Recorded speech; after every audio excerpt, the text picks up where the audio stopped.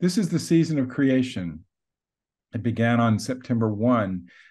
This was a designation that the former ecumenical patriarch designated. So it's the month of September, essentially. It starts on September 1, and it ends on the feast of St. Francis of Assisi on October the 4th. It's an ecumenical celebration of God's beautiful creation and our responsibility to care for it. We launched the 2023 season of creation with a global online service that I took part on from the road, took part in, and we had 5,000 people from all over the world online to start this year's season of creation. So I brought a prayer to begin us today. It's not the typical gathering prayer for a church group. It's a prayer from a rabbi, Rabbi Nachman of Bratslav, who lived from 1772 to 1810. And it was shared by me, with me by my teacher and dear friend, Robert McDermott. So may God be with you. Let us pray. Grant me the ability to be alone. May it be my custom to go outdoors each day among the trees and grass, among all growing things, and there may I be alone and enter into prayer, to talk with the one to whom I belong. May I express there everything in my heart, and may all the foliage of the field, all grasses, trees, and plants, awake at my coming to send the powers of their life into the words of my prayer, so that my prayer and speech are made whole through the life and spirit of all growing things, which are made as one by their transcendent source. May I then pour out the words of my heart before your presence like water, O God, and lift up my hands to you in worship on my behalf and that of all the family of God. Amen. Welcome to this webinar that is the work of our wonderful canon, Michelle Racusin, and our wonderful canon, Stephanie Martin-Taylor, and really quite a few people from diocesan staff and the leadership of the Diocese of California. Thank you all for joining and being part of this.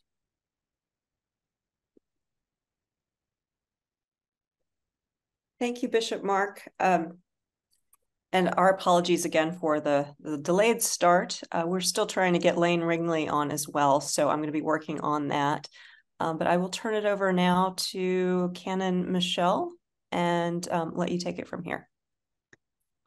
Okay, so the piece that I'm going to do is the budget. And I'm wondering, Christopher, if you want to start so that we can cue this up. I'd be happy to start if that works for everyone. Yeah, thank you. Great. So let me see if I can succeed in sharing you what I want you all to look at while I'm speaking to you. So hopefully you can all see that. Thumbs up, Michelle. Great, thanks. You can see it. Good. All right. So for those of you who don't know me, my name is Christopher Hayes. I serve as the Chancellor of the Diocese of California. And in plain English, that means I serve as the outside general counsel for the diocese. And I've been asked to speak with you for a few minutes about the purposes for the diocesan assessment. So I will break my presentation to you down into two big parts. First, what does the assessment pay for? And I'm going to spend most of my presentation on this question. And I've done my best to give you some pictures to look at, because if it's all words, I know it ends up seeming like word salad. So I hope at least this can help you visualize some of the things that we're talking about. And then the second thing I want to talk to you about is how you can take part in the diocese's budget process. And the answer to that question comes directly from our canons. So that's one of the reasons I'm giving this part of the conversation. So we'll talk about that at the end. So that first question, what does the assessment pay for? When I answer that question, I ask another question. How does the assessment relate to who we are as a church? And that's an important question because we govern ourselves differently and we relate to each other differently than in many other churches. And so I break that down into three major subject areas that you see on the screen. First area is doctrine and ecclesiology. Doctrine, of course, is the teaching of the church, what we believe as Christians. And ecclesiology is a study of how the church is organized. So part of our discussion is about how we see the diocese's role as part of the church's doctrine and ecclesiology. Second area is oversight and accountability. In any organization, people entrusted with important responsibilities need oversight for how they carry out their work on behalf of the whole. An organization also needs ways to hold people accountable when there are problems in how they carry out their responsibilities. So the second part of our discussion is the role that the diocese plays in that oversight and accountability. And then the third area is diocesan support for congregational ministry. Now, some people might think that that's all the assessment does or all that it should pay for, but I would disagree with that. But in the area of diocesan support, we're talking mainly about things that the diocese is better suited to provide than expecting congregations to do for themselves. Now, these categories are just to help us think about things. There are no clear boundaries between them. You can debate what category to put something into. That doesn't really matter for today. The categories I'm offering to you just to help you think about what the diocese does. So let's start with doctrine and ecclesiology. The Episcopal Church is a hierarchical church, which means that we have multiple levels of authority. Every congregation is obviously part of the basic territorial jurisdiction of the church, which is the diocese. The diocese, in turn, is part of a denomination, the Episcopal Church. That's the highest level of our governance, but it's not the highest level of our membership in our tradition. The Episcopal Church is part of the Anglican Communion, which is a group of about 40 denominational churches operating in more than 165 countries. And although it doesn't play a governing role, it does make us into the third largest body of Christians worldwide, connecting us to people in all parts of the globe. So what makes this possible? All levels of the Episcopal Church, whether we're talking about congregations or dioceses or the whole Episcopal Church, are funded mainly by congregational giving. Your congregation is the local presence of the Episcopal Church and of the diocese in your community, so congregational giving makes it all possible. There are some other sources of income like endowments, but they play only a small role.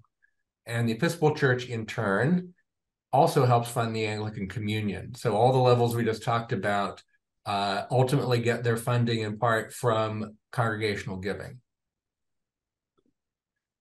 So why do we have this hierarchy?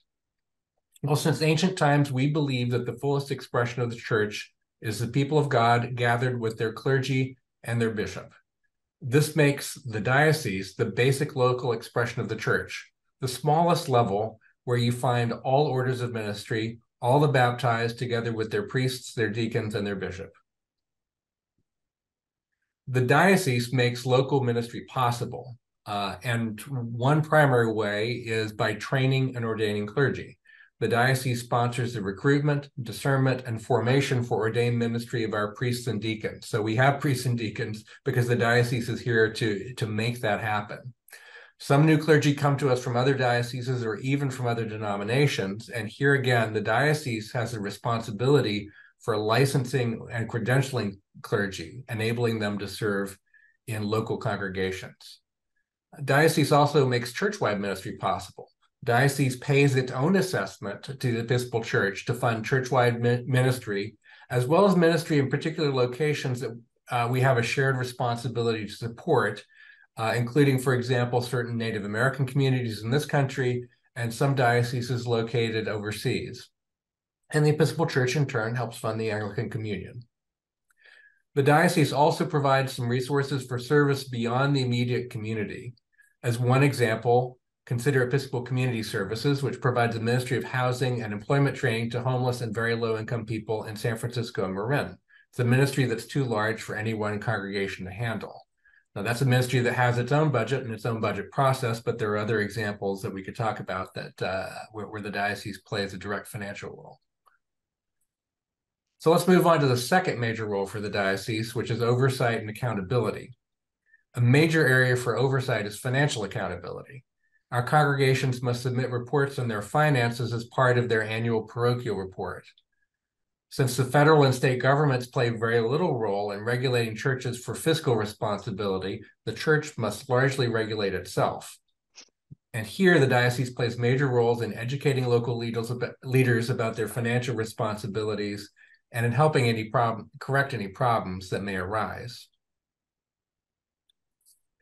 Legal accountability is another area that's very near and dear to my heart.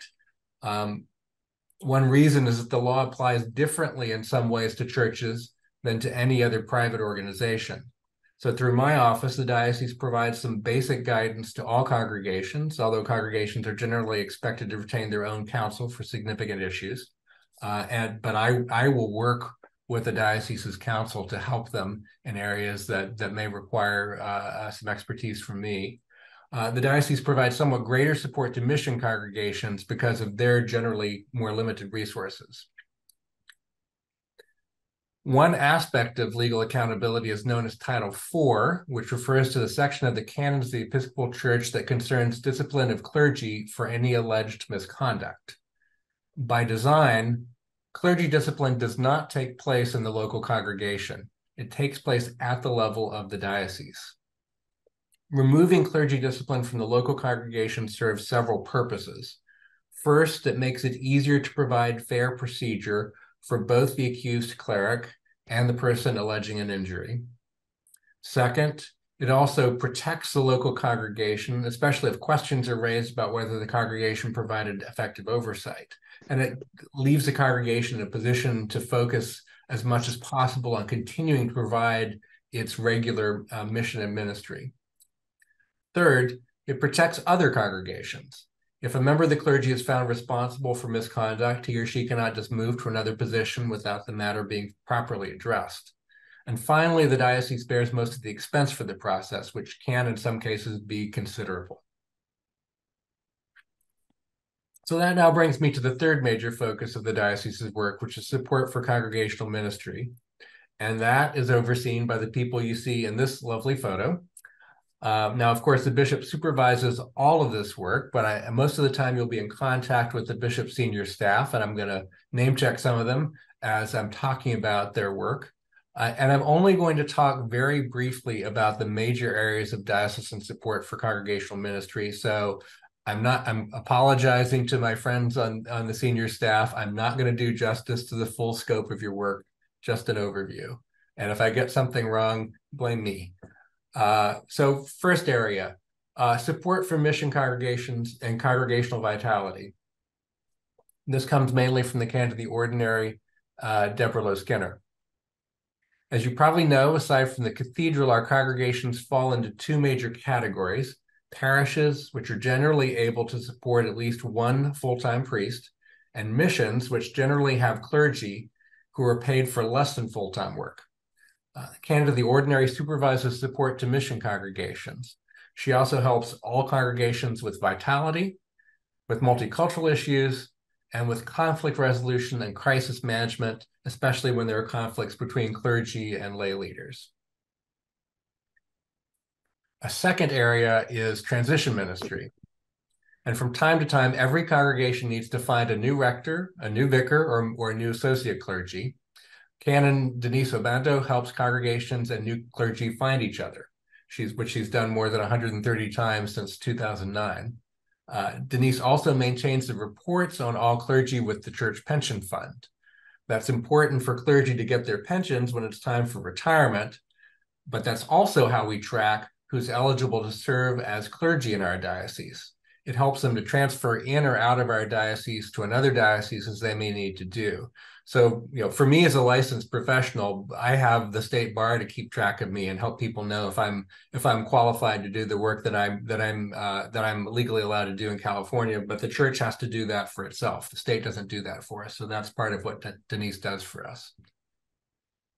Third area of diocesan support for congregational ministry is faith formation. Canon Amy Cook and Karen Miles have a broad portfolio that includes all mandated training, such as anti-racism training, safe church, Eucharistic visitors, and Eucharistic ministers.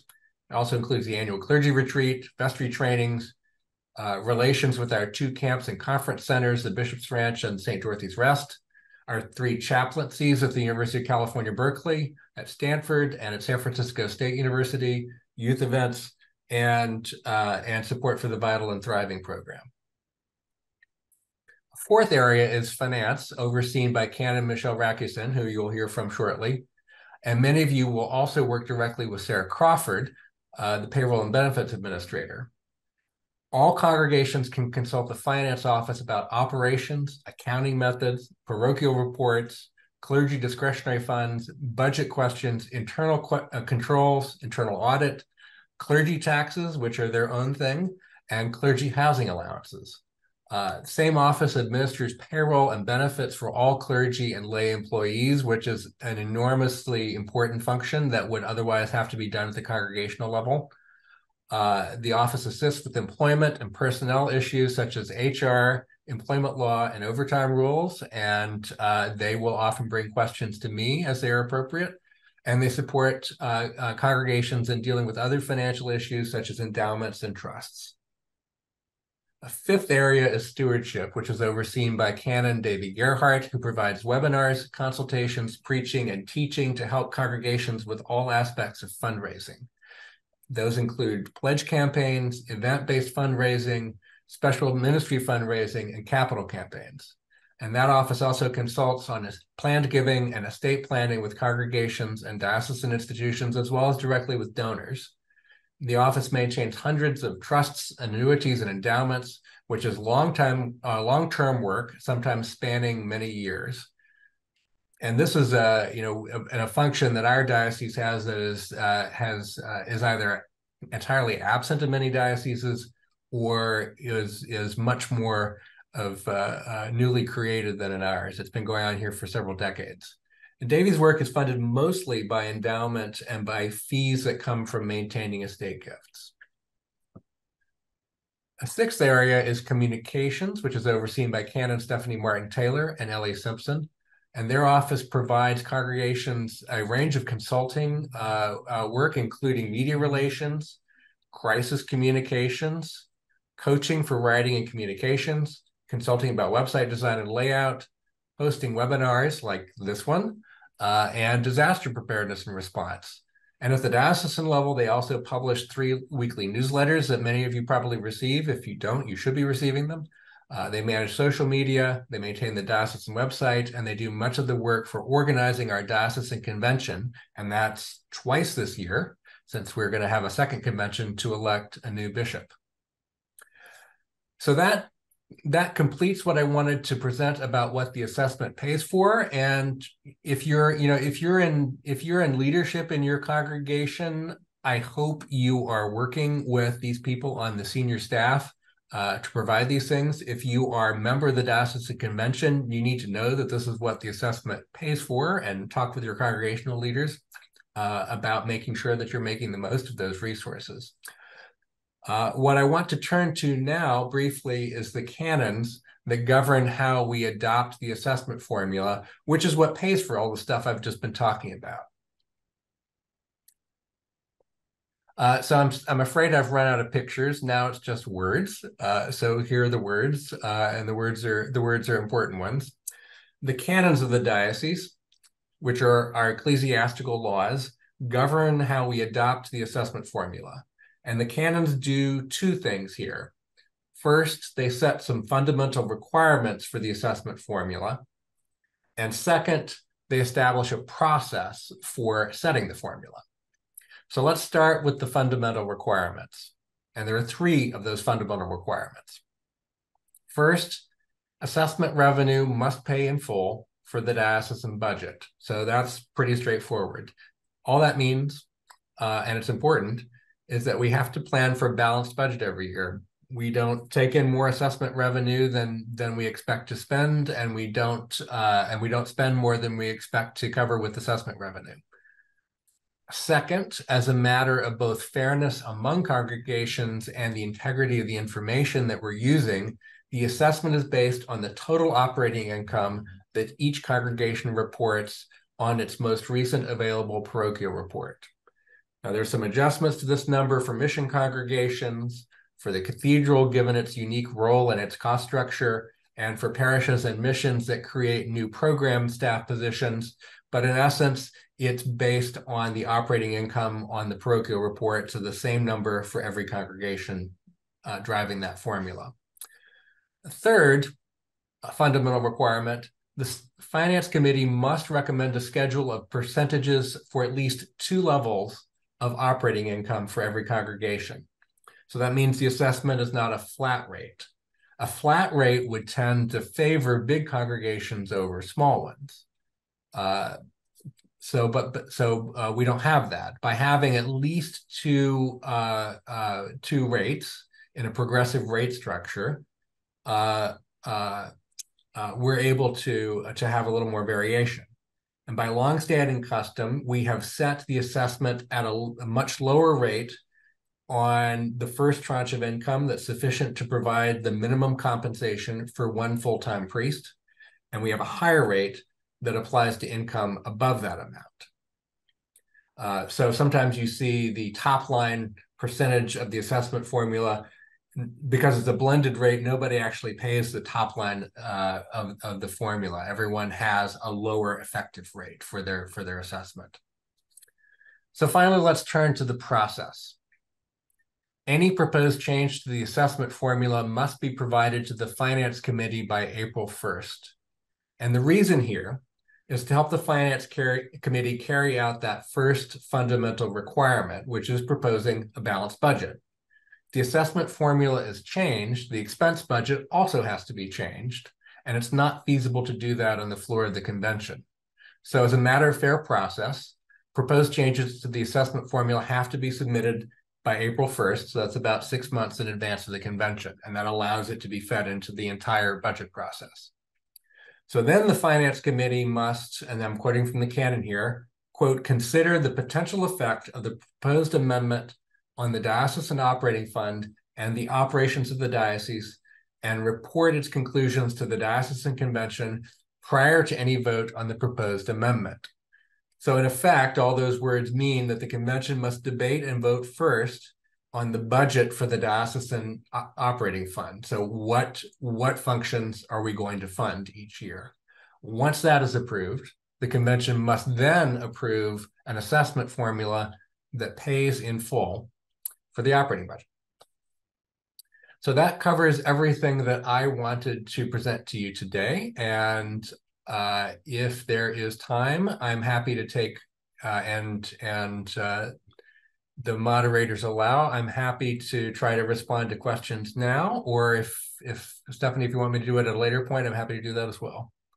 Yes, Christopher, please go ahead and answer questions. We're still trying to get Lane on our back end, so take your time and answer all the questions that come in. All right. Help? Go ahead.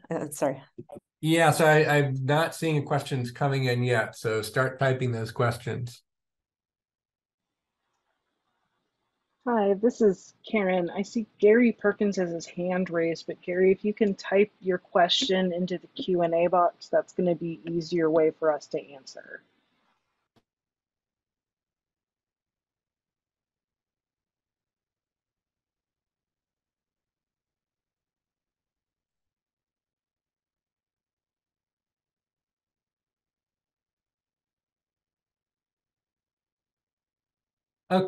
Okay, so the first question is from Lenora Olivas. I hope I'm pronouncing your name correctly, from St. Anne's in Fremont. And will the slides be available later? Yeah, I'll be happy to put out a version of the slides if anybody wants to have those for as a keepsake. Second question is from the very Reverend Deb White at Grace Martinez. I understand why the assessment is adjusted for missions. Why is the assessment adjusted for Grace Cathedral? And the answer is basically that the cathedral is a shared responsibility of the diocese and the wider community. Its budget is unlike any other congregation's budget. Its congregation pays for, I think, something around 20 to 25% of the cathedral's entire operating expenses. So it's simply in a different financial category in the way that it operates. And it wouldn't be possible to have the third largest cathedral in the diocese if it were subject to the same formula. So it's always had a special formula, and that's written into the canons.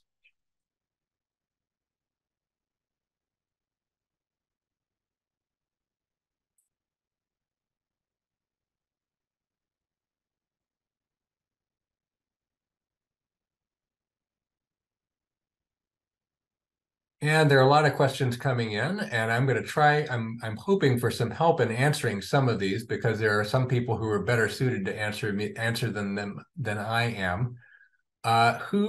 So next one from Christine Nadeau: who serves on the finance committee, and how are they chosen? So I'm going to refer to the canon on that, because it is defined by canon. The Finance Committee has a chair and 4 other members who are appointed by the bishop with the advice and consent of the Executive Council. There are 2 more members that are appointed by the Executive Council itself, and there are ex officio members who don't have a vote, who are the Treasurer of the Diocese, Lane Ringley, the Chief Financial Officer of the Diocese, Michelle Rakusin, and the Chancellor of the Diocese. That's me. So we're the ones, and I so those last 3 don't have a vote. I just get to go up and share my opinions.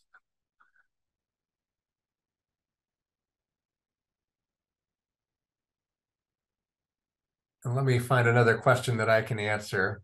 There's a question from Richard Mills about how the diocese's assessment formula compares with the assessment formulas from around the country, and I'm hoping that Lane can answer that when he's ready. Oh, and there he is. Hello, Lane.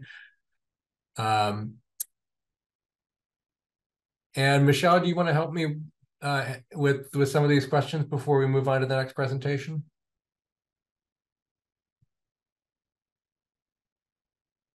Brad Barber, Arthur Perkins, Chip Larimore, Bob McCaskill. Am I missing anybody? Yeah, so you're naming the members of the Finance Committee. Great, yeah, thank you. Okay. And then I'll take another question. Eric Machwaye, the very Reverend Eric Machwaye, asks, in parishes, I've heard the assessment referred to as a tax. What's the difference? Well, the one difference is that it is part of our shared responsibility to each other as a church. It is part of it's the only way that we can operate the basic local jurisdiction of the church as a collective. Another way that it's different is that you can't negotiate with the IRS. At least good luck trying. If a congregation is having trouble, we have an assessment relief program that's also written into the canons, in which a congregation that's having a rough spot can be relieved of part of its assessment or even its entire assessment for a period of time so that it can recover its financial situation and carry on with its ministry.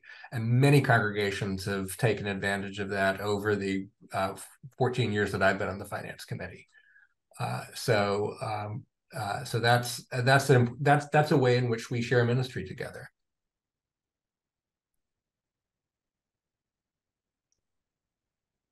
Do you want me to pick up the one on the total income of assessments changing over the past 5 years? Yes, please. Yeah, so the assessment, the funds that are provided for ministries from the assessments have been relatively flat, although there has been a slight upward trajectory. And you'll see an example of this when we go over the budget in a few minutes.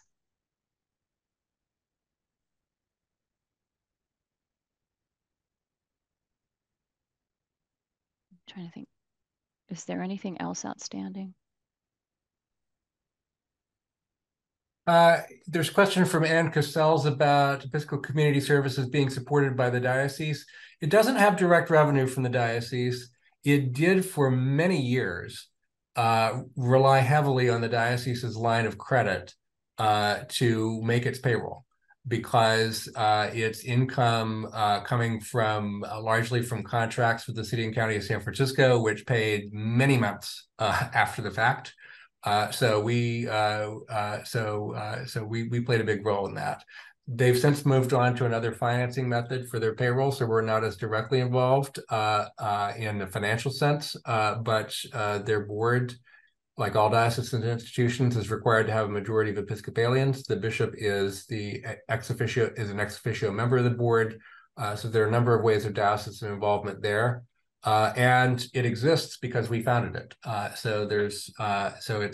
It wouldn't have and it exists because of resources that we helped provide it at the outset. So that's I hope that's answers the question.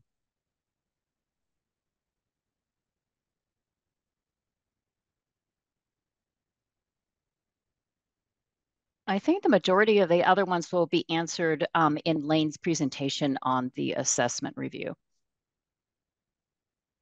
I think you're right, Michelle. And if not, we can address some of the questions at the conclusion of the presentation, at least. Okay, so I'm gonna leave the questions that are in the queue up and available for us to get back to after the next presentation.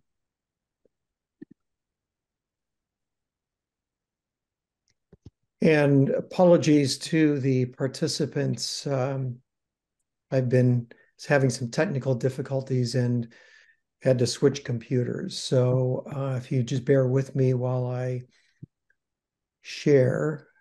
While you're queuing up, I just want to kind of loop back to the assessment relief, because if you will recall, there was over $750,000 raised and given to congregations for assessment relief over the last couple of years, primarily during the COVID crisis. I have not heard of another diocese who has been able to do this. So this was something that's been just an awesome thing that this diocese has done for our congregations.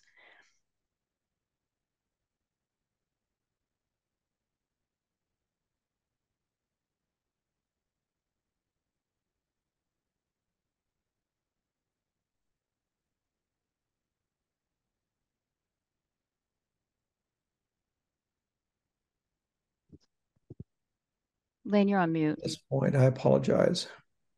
Do you want me to pull up the slides? Yeah, that actually would be great, Michelle. Thank you very much. Sure.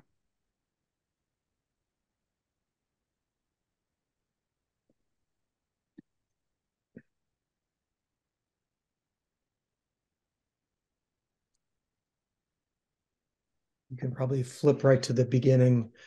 And if you could just expand the screen to presentation mode, that would be great. Okay. That would help everybody. There should be a little icon in the lower right that you can click. Or on the view. Okay, Full screen would be great. View.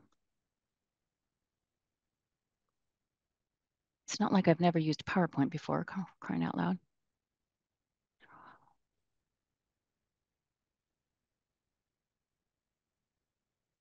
Is that better? Or?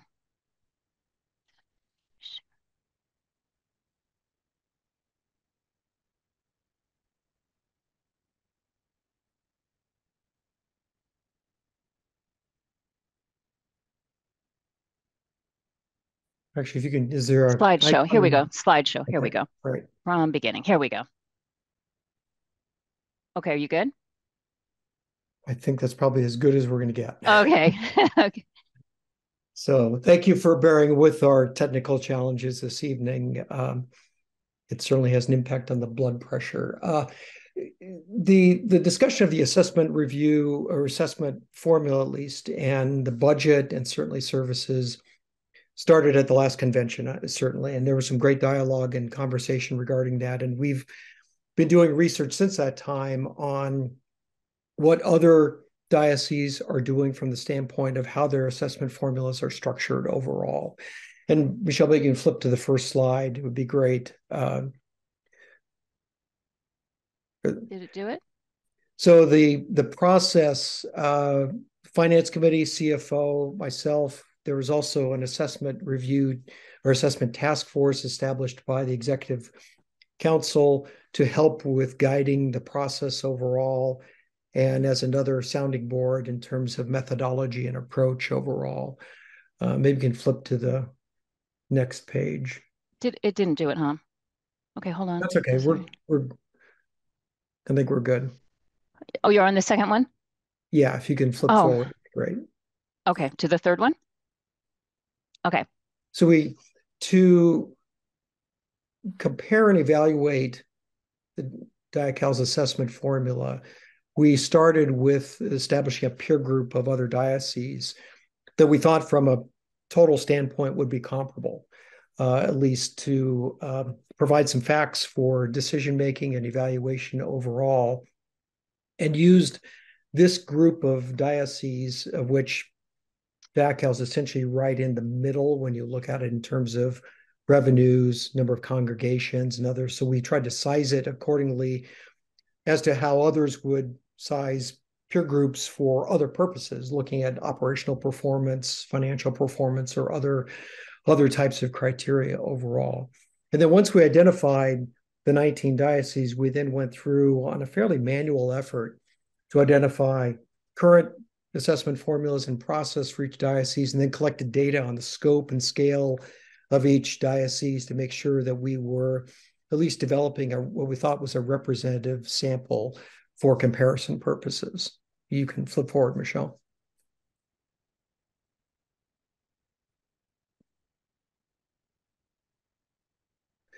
Some of the key findings from this, and we'll get into obviously the details in a minute. We did find that in terms of overall approach and structure for the formula itself, Diocel actually aligns very well with what is, we would call, the more prevalent practices overall by the other dioceses in the peer group. One meaning in terms of using the most recent year parish financials. Two, the fact that we use a tiered formula that is progressive in nature, and in essence that we then apply our formula of 5% on the first roughly 89,000 in line A or NOI. And then after that, the assessment formula rate of 17% on amounts in excess of 89,742. And that 89,742 threshold is common from a standpoint of having a tier or a breakpoint overall, although when we look at the other dioceses, those breakpoints differ broadly in terms of the formulas that they use overall. And just as a reminder, this increases every year by the cost of living adjustment. The other thing that we did find as we looked through the financial information is that Diocel relies less on endowment income and frankly more on assessment revenue than the others. And you'll see that in a few moments when we show some comparisons. So hence we have a smaller endowment income that results in a much heavier reliance on assessment income overall. You want to flip forward, Michelle? In addition, when we look at applying the peer formulas to our financials, it generally results in slightly higher assessments. And that does vary by parish size because the formulas differ quite substantially overall. And you'll see in a few minutes, we've got several slides where we modeled the impact of not only the Diocel formula, but peer formulas on several what we would call representative congregations or parishes, looking at different levels of net operating income and how the formulas react to each of those overall. And maybe you can flip forward, Michelle.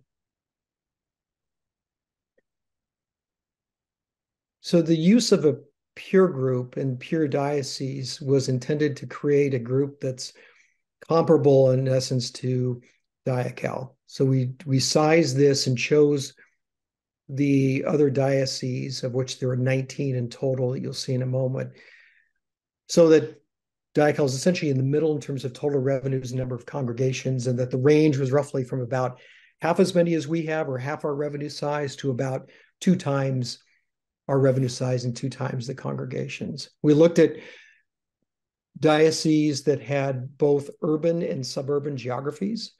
And we also looked at dioceses that had retreat centers and schools. So the goal was essentially to center the peer group medians roughly where Diacal is. Maybe you can flip forward. This will give you an example of the 19 other dioceses that we selected. Oops. Just go back one. Sorry. We'll just pause here for a second. You can see there is obviously some of the West Coast that we focused on and included, but also others from across the nation that we thought were representative comparisons for us overall. Certainly with any peer group, you can pick 1 or 2 or 3 of any peer organizations and say that, well, that's not necessarily a good fit for us. What we're trying to look is create in totality a peer group that we think is comparable, not necessarily picking 1 or 2. Can you move forward? Data collection, fairly involved effort beginning the end of last year through mid this year, where we looked at convention materials, other reports, outreach to other dioceses, to validate assessment formulas, collected scope data, both financial and organizational data, revenues, endowment income, number of congregations and staff, and then also retreat centers and schools. Some of this is, I wouldn't say we had 100% data for every diocese, and we did have to do some outreach. Some were responsive, some not. Otherwise, we used convention materials and other materials that were available to us to actually summarize the data for ourselves.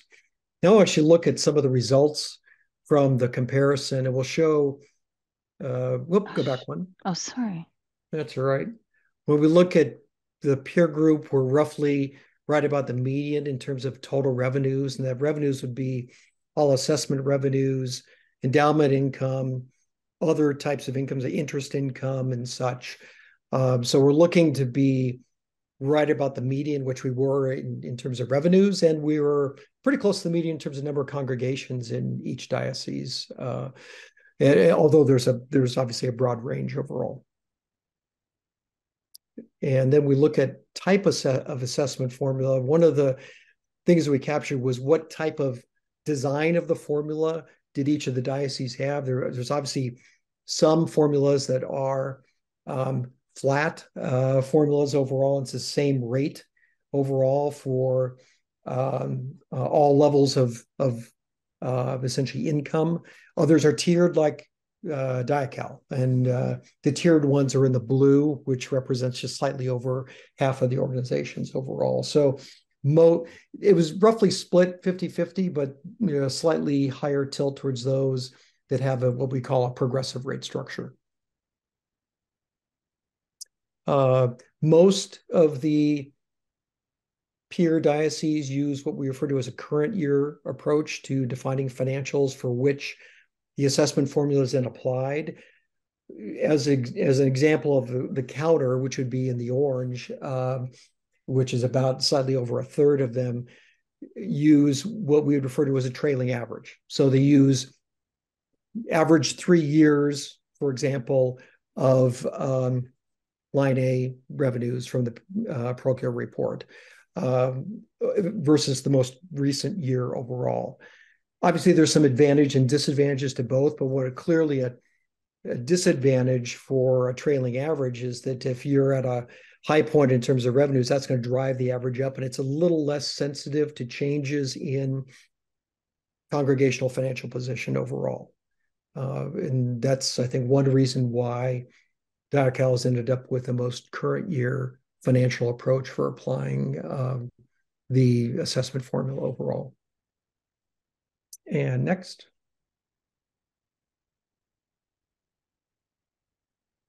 And there were a variety of financials that were defined for application of the formula. Obviously, line A from the parochial report was probably one of the most common overall, and that's the approach that Diacal has. Others use line B, total operating revenue. And there were even other definitions of income or revenue, but no real prevalent approach in that last category overall. So our conclusion from this is we're probably in the largest group overall in terms of prevalence of type of financial that we're using to apply the formula to, although there are certainly other types that are being used by other dioceses. Can I just add one thing here, Lane? Yeah. The difference between using line A and line B is that line B includes support for missions. So if you're a mission and you're receiving support from the diocese, that amount is assessed. DioCal doesn't do that. So we use the NOI before the mission support. One of the data points that we collected was endowment income, since that is the other more significant form of revenues that each diocese uses then to provide and fund services for congregations, obviously assessment income being the other overall. And as you can see from this, when looking at endowment income as a percentage of total revenues overall, that DioCal actually obtains less from endowment income than the others, and hence there's a greater emphasis and reliance upon assessment income.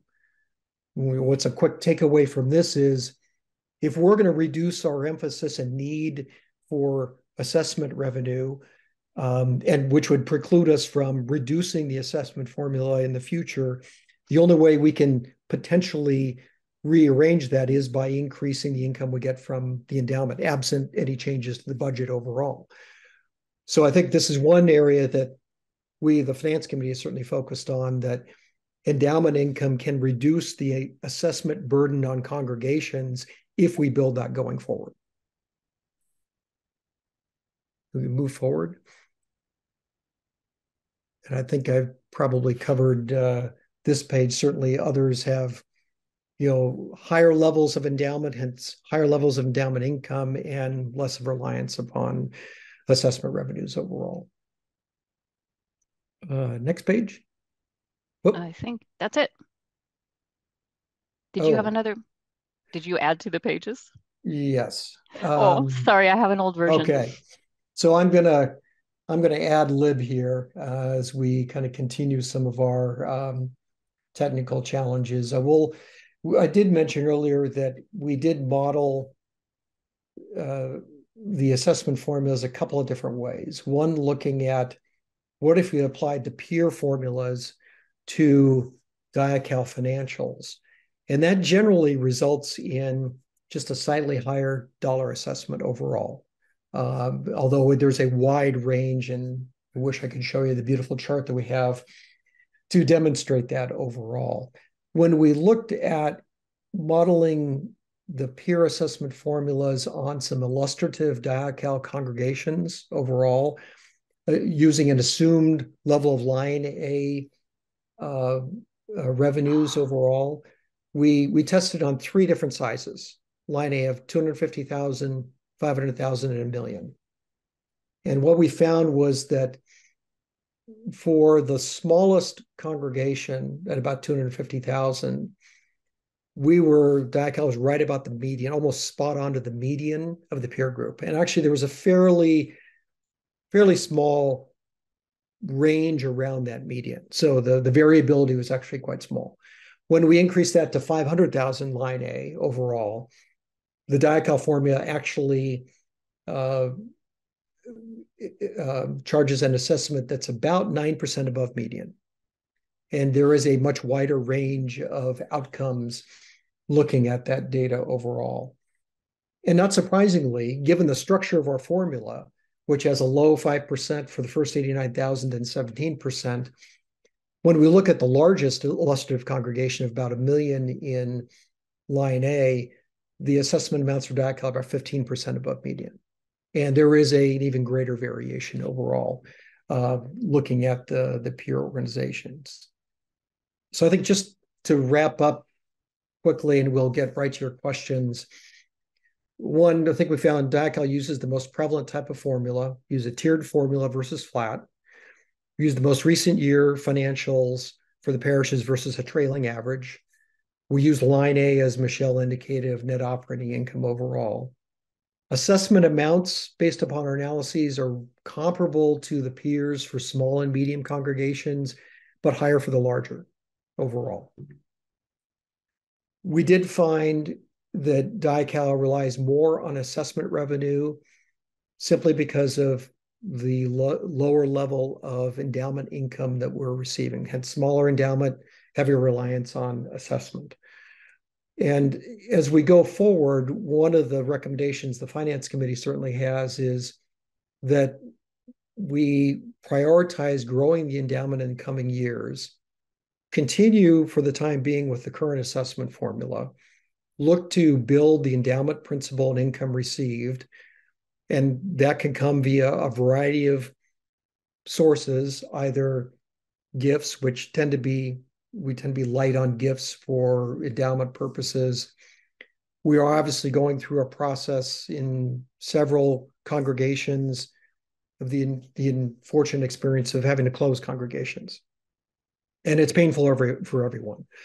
But when we realize principal from sales of properties, we should prioritize that principal to go to endowment to help reduce the emphasis on assessment income going forward. And we should revisit the assessment formula to reduce the burden on congregations. And as we can, this is a conversation, this is not a one and done, but one that started at convention and should continue over the next few years as we focus on not only the assessment formula, we focus on certainly our budget, we focus on building the principal and the endowment to help reduce our need to maintain the same level of assessment formula going forward.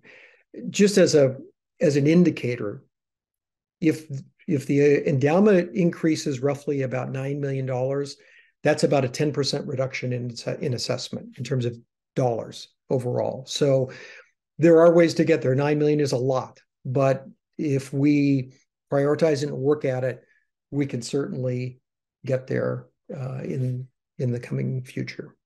With that, I'm going to open up for any questions, and we can address those, and hopefully we'll have further these discussions going forward. And again, my apologies for technical delays on several fronts here. Dan Sykes asked, are we voting on any changes to the assessment at the convention this year? No, there's no proposed change, no resolution that I'm aware of, at least, and Christopher, correct me if I'm wrong. But if we do propose changes down the road, I hope we do it from a fact-based position, looking at not only our budget needs, what other dioceses are doing, the structure and impact, and not simply pull a formula out of the air. So I agree with that, and I'm going to add on to the question. And actually, maybe you're better suited to answer this, Lane, but I'll do it anyway. From Laura Gable, she said, "Hi, Christopher. What variables does the Finance Committee consider when evaluating an amendment to the assessment formula?" And I think the answer is that the study that Lane just reviewed for you, his study group modeled what the effect of other dioceses' formulas would be, both on the diocese's budget, how much assessment revenue would it produce, and how it would affect congregations with different levels of income. So it's a really solid fact-based approach that the committee takes. Marjorie, I see your question or request. Let's see a chart of the Diacal's data versus 19 other dioceses. I would love to. I've got it on 2 computers, and for some reason I can't get the presentation up. So my apologies. Stacy Grossman, our formula states we assess on line A, but our practice is to assess on the greater of operating income or line A. Can you explain? Michelle, I'm going to turn that to you for an explanation if you could. Sure. So the way the Procure report works is that the NOI is all of the revenue that was used for operations. Okay. So there shouldn't be an instance where your operating expenses exceed your operating revenues because you had to fund it somehow. So those two numbers in almost all cases should be equal. And so that's why if you have your operating expenses are higher than your operating revenues, you will get an email from me saying something's wrong with the Procure report. I don't randomly just make choices off of the Procure reports. Also, I want to reiterate that we do a webinar at the beginning of the year that explains how to do these Procure reports. And it is really important that they're done correctly and they're filed on time. So please keep your eyes open for that or in January. Sherry Lund, you're correct on your, not a question, but on assessment relief, there has been the Resurrection Fund that was established in the past to help fund for assessment relief via gifts. That is essentially done, and there is no necessarily open budget item for assessment relief. But it's something that we have to build within the budget and live within. There's a question, Deb White, you had actually a question on tiered versus flat formulas. And let me go back a little bit. There are formulas that apply the same percentage to all income, whether it's line A or another version of the Procure report income lines overall.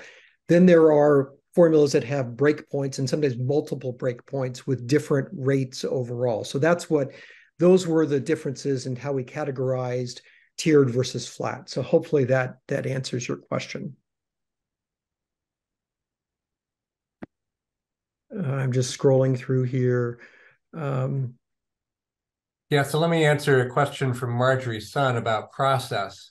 Must the budget be voted on first, and only then can the assessment formula be voted on? And that is correct. So that's baked into Canon, I think it's 18.02. It's frankly not that easy to read that canon, but it essentially says we have to vote on the budget first so that we know what assessment formula we need to have a balanced budget. David Franquist, good question. Do other tiered formulas use more than 2 tiers? Yes, there are some that use multiple tiers, in fact, more than 2. And again, there was a wide variety of practices overall.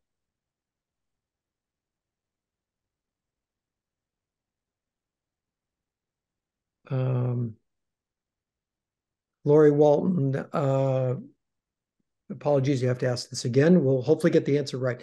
Bottom-up method of funding seems to be getting more and more unsustainable.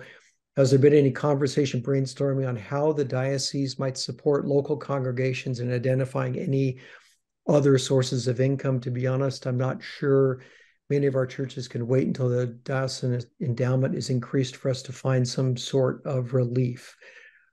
That there haven't necessarily been specific congregations. There are certainly, and there are others who can speak more effectively on this, but in terms of other strategies that are being implemented through Vital and Thriving and others, I think those are probably getting to the issue of, certainly growth within congregations overall, but certainly an issue that I think we're finding, and it's been a good part of the conversation, is that, while many were impacted by the pandemic, that impact is continuing. And I think we hear that.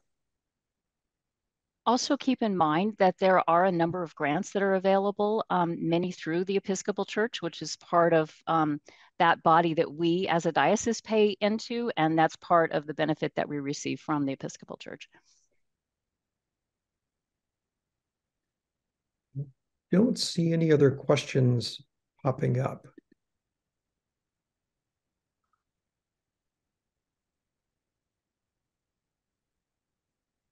With that, maybe we move on, Michelle, to budget. Does that make sense?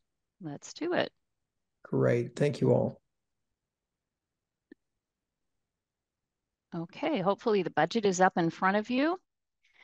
And so here are a couple of assumptions that we make with the budget. First of all, just kind of an overall comment, and this came up with one of the questions that we answered earlier, is that this budget is a relatively flat budget. While we do see a slight uptick overall in the funding going into congregations, it's a relatively flat metric at this point in time. We're also using an inflation rate of 2.9%. So that is a rate that is used from the CPI index that's specific for our geographical region. We use the June figures, which we are able to pull in July. And so that's how we get this 2.9%. The 2.9% affects the assessments, because as inflation goes up, the assessments will go down. And that is because the minimum clergy salary increases with using that inflation number. And so less of the income going into congregations is assessed at the higher percent, more of it is assessed at the lower 5% number. So this also affects different COLAs in the budget. So let's go and look at this. So our assessment numbers we're talking about is remaining flat in this budget. We're at $3.6 million, and we have a reserve of $45,000. So what happens if the whole reserve isn't used? Well, part of this reserve is also used for assessment forgiveness. So every year, a call goes out for congregations who are having difficulties paying their assessment, and they can apply to the assessment review committee for assessment relief. So if you are in that position as one of your congregations, on the website, there is a link to a questionnaire, and you can fill that out. If you want to get the link quicker, you can just drop me an email and I'm happy to send it to you. So this is the net assessment number that we're looking at to help fund our ministries at the diocesan level and for our institutions and congregations. And this represents about 90%, close to 90% of the monies that we see coming in for ministry. So the amount that is coming in from our endowments, which is at 4.5%, is $354,000. It's up a little bit from the prior year. We use a rolling 4-year average so that we can ride out any of the changes in the market. Again, this is key to lowering our assessments, getting the endowment income up. So, which means that we need to increase the amounts that are invested. Now, this year is a special year in that we are looking to hire a canon for racial, social, and environmental justice. The package all in per year for a 3-year period is about $150,000. So the source of funding from this is coming from the Expanding Horizons project. And so as you will recall, several years ago when this started, there were amounts that were donated for leadership. And so out of that leadership group, out of those, the funds designated for leadership, we will be taking $150,000 a year to cover the salary and benefits for this canon position. This, at this point, for the first 3 years, is revenue neutral. The $150,000 that's coming in from Expanding Horizons is offset, as you'll see below, by the salary right here. So at this point in time, revenue neutral. So this $150,000, thanks to our generous donors in wanting to strengthen diocesan leadership, this is how this can be put to good use this year. Then the other thing that's happening that's unique this year is we are in the midst of an election for our next bishop. And in this process, the decision was made to elect a bishop coadjutor.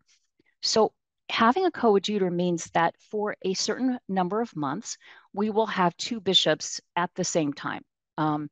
So we'll have our diocesan bishop, Bishop Mark, and also the bishop coadjutor, the newly consecrated bishop, and they will work as a team for a few months to do a seamless handoff, to be introduced to donors, to be introduced to the congregations. It's just a real gift to our incoming bishop to have the wisdom and expertise and knowledge that comes with Bishop Mark's extraordinary tenure over the last 17 plus years, and be able to pass off some of that wisdom and that information. So because we don't have this is not part of our typical budget to fund two bishops at the same time for a couple of months. We have drawn once again from the Expanding Horizons leadership line to fund this for a few months. And this will be up to, not to exceed, $150,000. So that would be salary, benefits, housing, et cetera. The deanery, that we have some deans, and they are being funded from the Expanding Horizons leadership line as well this year. Excuse me. And then we get into the other sources of funding. We have consistently been the recipients of Bishop Mark sharing part of his discretionary fund with the operating budget at $125,000 a year. We have planned giving fees. These are fees that we earn from managing portfolios and trusts, et cetera, from other donors. We have the endowment administration fees, which is similar. Benefit administration fees, this is managing the benefit program here, small service fee that we collect for doing all the paychecks and the benefits, and then event fees. And this is if, like, for example, the youth group is going and doing something special and there's a nominal charge to get in and participate with that program. That's what that amount is. And then some interest income.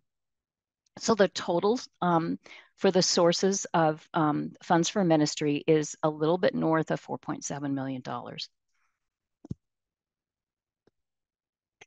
Then we're starting, now we're going to go to the working groups. And so the episcopate ministry is the office of the bishop. And this $500,000 number here is the salary, benefits, et cetera, or salary and benefits for the employees in the bishop's office. So it's the bishop, his executive assistant, and half of another employee. The here's the $140,000. This is the funds going out for the overlap period for the bishop coadjutor. And as you can see, this is a revenue neutral position right now, because we've got the $140,000 here coming in from Expanding Horizons and $140,000 being spent here. So if we spend $100,000, then both of those numbers will change to $100,000, and there will be more funding available in the leadership line of Expanding Horizons. This is something that will not be repeated next year. We'll go back to the one funding one bishop. Most of these other items have not changed. So the archdeacon's salary, the school for deacons, executive council, et cetera. If we get down to this area right here, this is something that's a little bit different. These are accruals for future events. And so what we do is, let's take this one, for example. This one is the Bishop Election Fund. So when it comes time to elect a new bishop, it's a very expensive proposition. And so what we do to prepare for that is each year we budget an amount of funding, and we set it aside so that when we have a new bishop search, we'll have some funds available for that. What we've done this year is we've applied the 2.9% COLA to this. It doesn't mean that we can do that every year, but we're trying to be a little bit more realistic as we're moving forward. Same with travel for General Convention. General Convention is held every 3 years. And so this is accrued each year so that our deputies can attend the convention with very little out-of-pocket expense. Travel for the House of Bishops. The House of Bishops meet twice a year. And so that's all bishops go to that and are as they're able. And so this helps fund that every twice a year. And then Lambeth is a meeting of all of the bishops of the Anglican Communion, and it's held in England. And so this is also an accrual that's made every year for 10 years, and then we spend and then we reaccrue. There's a bump in the bishop's travel and entertainment line item, and this is because with the new bishop coming on board, we'll send both bishops to General Convention and also anticipate some additional expenses for visitations and meeting different congregations, et cetera, et cetera. So that's up a little bit. This is diocesan events, basically the same, a flat number. And then the Episcopal residence, so this is the home that Bishop Mark lives in right now. And he has done a spectacular job of keeping up with repairs. So when he and Sheila leave the residence and we prepare it for the new bishop, we're allowing a few extra dollars to do any kind of minor repairs. And it may need painting, which we will need to take out of this line item. So we bumped it up a little bit as what we were able, given the budget influx. Congregational ministry is a working group that deals with the mission congregations. And so these numbers have been relatively flat. The salaries have been increased just for the COLA, the 2.9%. The medical has been increased for up to 5%. We don't have firm numbers on that increase, but we've been told that it should be about the same as last year. So we're being conservative with our budgeting. And dental, we have increased 3%. I doubt that the dental will go up that much, but it gives us a tiny bit of a cushion. So that's why you're seeing a little bit of a bump in these numbers. And then in this case right here, you can see that the number went down, and that's because we're down 1 employee. And then also in the episcopate, the bishop's office, we have an employee who was hired at a lesser rate than the person who was exiting. And so there was cost savings there too. And then we have, you can see that this went down from 5,000 to 500. The staff's been very conscientious about trying to make cuts and really living within our means. The Living Stones program does no longer exist. So that is why that one's zeroed out. And then basically the rest of these are about the same. Here's the expense line item for the canon for racial, social, and environmental justice that we mentioned before. This is the one. This one is revenue neutral because we've got funding from Expanding Horizons leadership line. The Lifelong Faith Formation is the working group that works with families, people of all ages with their faith formation. This is where the training is funded for anti-racism, for EFM, for other curriculum, and the Whole and Healthy Church, et cetera, and the youth events. So that's what this working group is about, and that's pretty much neutral, pretty much flat, the same as before. We also offer some support to our camps and campus ministries, and so we have 2 college chaplains that are funded with this line item. And then we also help support our 2 camps, the St. Dorothy's Rest and Bishop's Ranch. Communications is the working group that does the newsletters, does press releases when something happens. They are the ones that get the websites up and rolling and help produce the webinars. support to the wider church, I think we've touched on this before. So the support to the Episcopal Church is it's a formula. It's a different formula than what we do at the diocesan level. And this number, we use gross numbers. So there's more funding that's assessed than at the congregation levels from the PROCA reports. We fill out a report that's very similar to the PROCA report. This number is down a little bit this year because last year, or the year that we're in now, we were assessed on our PPP loans. And of course, in 2024, that will no longer be the case. And then also, as part of our Province 8, we also have an amount that we send to them. Then we have various commissions, the multicultural commissions, so those are flat. Different kind of support here for the police chaplaincy, disaster ministries, etc. Planned giving and stewardship. This is the one, the working group that does the stewardship webinars, who goes and solicits gifts from donors for various items, who is instrumental in facilitating and working major projects such as expanding horizons. So a really important piece of what we do. And again, this also involves TENS. I know that this group has been responsible for even going to congregations and creating adult education around stewardship.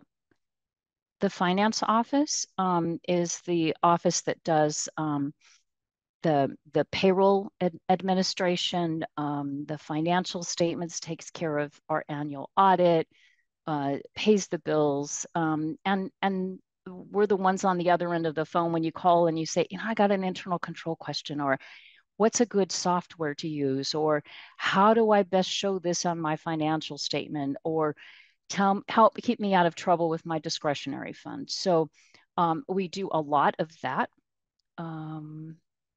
And then the administrative ministry, this is just kind of the nuts and bolts. This is kind of like when you get down to your budgets at your church level, and it's like all the boring stuff. It's like the insurance and printing and maintenance, etc. So bottom line is that we're basically at a break even on this budget. So questions?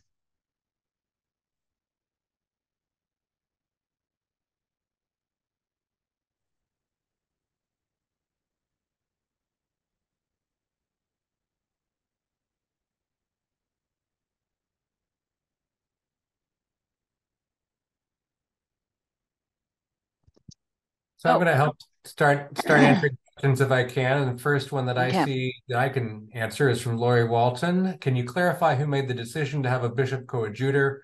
What diocesan body is responsible for that decision? And that is the bishop in consultation with the standing committee. It's a combination of what's provided under the canons of the Episcopal Church and under the diocesan constitution. I would point out for a bishop coadjutor, the canons allow a bishop coadjutor to serve in that role for as long as 36 months. We are calling for a much shorter transition period. And it's the most common way for these days for a transition to occur. I think, certainly my judgment and a judgment would be that, for a bishop who served 18 years with us, which is a very long episcopate compared to the norm, which is closer to 10 years across the church, that kind of transition is quite short, and I think will be quite beneficial.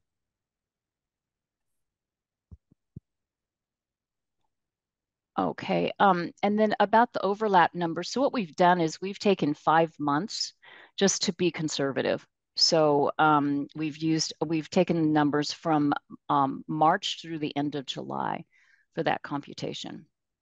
And it includes benefits that salary, housing, pension, medical, and other benefits, as well as salary.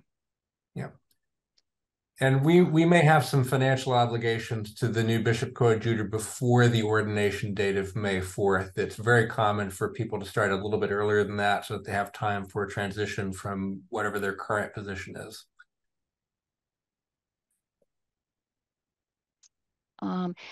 Yes, so the budget is posted on the website. It will also be in the packet for convention. Right now, we have current expense numbers through June.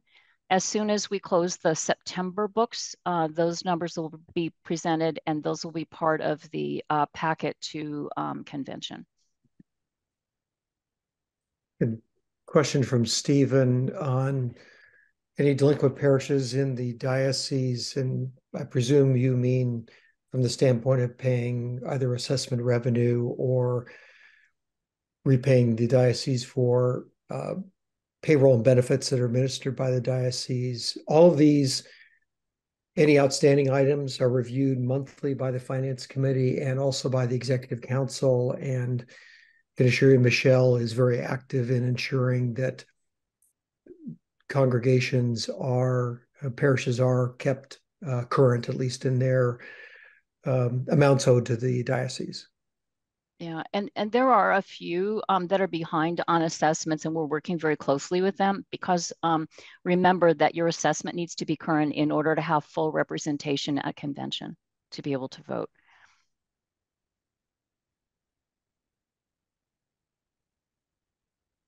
Yeah, Laura, we'll post the current budget.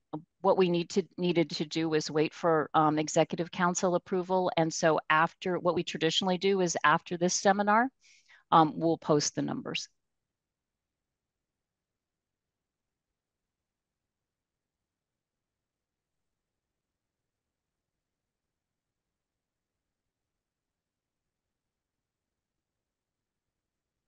So would you explain the rationale of using the expanding horizon funds for staffing positions? So the expanding horizon funds have various tentacles. They had various areas of interest. So part of them may have been for capital, but there is a leadership bucket, if for lack of a better word, and that leadership bucket, that group of funds has been used in the past for helping to fund the vice chancellor, and so now it will be used to fund the canon for racial, social, and environmental justice for a period of 3 years, and it will fund the overlap period for the two bishops as they're working together to hand over this the work to the new bishop. So keep in mind that this isn't a decision that is just made by one person, because it goes through the whole process. It goes through the process of the budget committee. It goes through the process of the finance committee. It goes to executive council, and those numbers are presented to executive council when there is an ask for a certain amount of money, an amount of money of like $10,000 or more in a year. That has to be passed by executive council. So executive council debated and voted on using the $150,000 for this canon position because they believed that that was really important. And also they debated and voted to use part of that leadership line item for the funding of the bishop coadjutor for the overlap period. Right, I'm seeing a raised hand from Mary Frances Leopold, and we can't actually call on you through the raise hand function. So if you could type your question into the Q&A, we'll be able to try to answer it.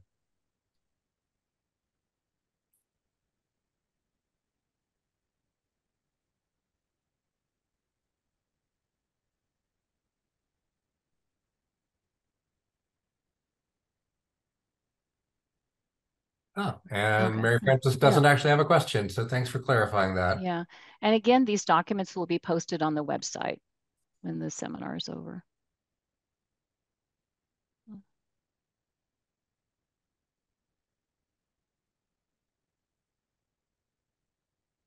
Leonard, I'm really sorry. I'm not sure how to answer this. How does the come up with a proposal that encompasses both parishes and mission stations, including old and new programs for people of color? So part of what we're working toward, and this is just for the future, is the hiring of the canon for racial, social, and environmental justice, someone who can concentrate more fully and completely on that. But in addition to that, the bishop and his staff have been very active in working with these groups, and trying to address the needs, the specific needs of people of color. And Philip, your question, what impact will this budget have on diocesan assessment for this coming year? The assessment formula is not changing. The only change would be to the break point between the 5 and the 17%, which increases each year per convention at the cost of living rate overall. Michelle certainly does analysis of what we think the assessment revenues would be, and that's the budget we have to live within. So I think in terms of impact, we're constrained by what revenues we have in, and we have our own internal constraints of what missions and programs do we want to support with the revenues that we have. And two thoughts on the assessment structure. The first is that as our inflation numbers go up, the amount of funds from congregations that is assessed at 5% increases. So overall, the assessment numbers go down. The other thing to keep in mind is that while the amount over the this $90,000+ is assessed at 17%, nobody pays a congregation, no congregation pays a total of 17%. It's still a blended rate, so it's less than 17%.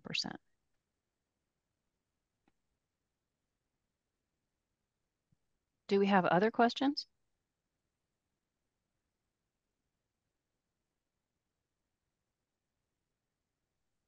Okay, well, we'll have these documents posted on the website shortly. Please know that you can send me an email if you have another question, if you think of something else. I'm happy to answer and work with you on any questions that you may have or clarifications. All right. Well, thank you so much. Thank you for joining us. It's been lovely. Thank you, Lane. Thank you, Christopher. Thank you, Bishop Mark, for your prayer. And thank you, Miguel, for your translation services. And go in peace. Take care.